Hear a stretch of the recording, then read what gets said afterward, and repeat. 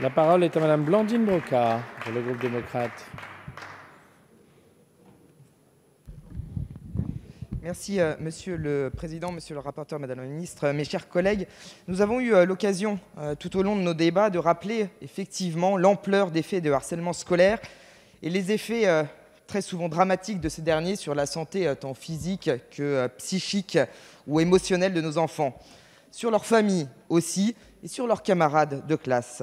Le constat est flagrant. Tous, effectivement, à titre personnel, nous avons côtoyé le harcèlement, qu'il s'agisse de nos propres enfants ou alors des enfants de nos proches.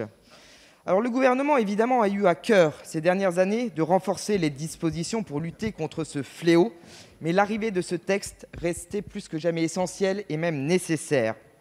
Je tiens encore une fois à remercier à ce titre l'investissement et le travail de longue haleine mené par mon collègue Erwan Balanant, car son engagement sur ce sujet a été sans faille et a ainsi permis de concrétiser les recommandations formulées dans son rapport en une proposition de loi ambitieuse et attendue. Et je me réjouis d'ailleurs que cette ambition ait été maintenue tout au long de nos travaux parlementaires, car il était vraiment nécessaire de conserver en particulier les 2 dispositions en raison desquelles la commission mixte paritaire a échoué.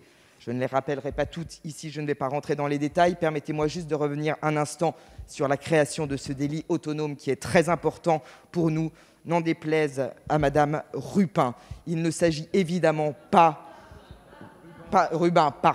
Il ne s'agit évidemment pas de stigmatiser à outrance.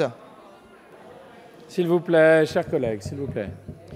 Il ne s'agit évidemment pas de stigmatiser à outrance les enfants harceleurs, parce qu'on sait que bien souvent, ils ont été harcelés eux-mêmes. En revanche, la création d'un délit permet, je le dis, je le redis, on était nombreux à le dire ici, de créer un interdit strict. Je sais que cela ne vous convient pas, mais notre société ne peut se définir que par des interdictions strictes, des lignes rouges à ne pas franchir. Donc, nous sommes fiers, effectivement, de pouvoir rétablir la création de ce délit autonome.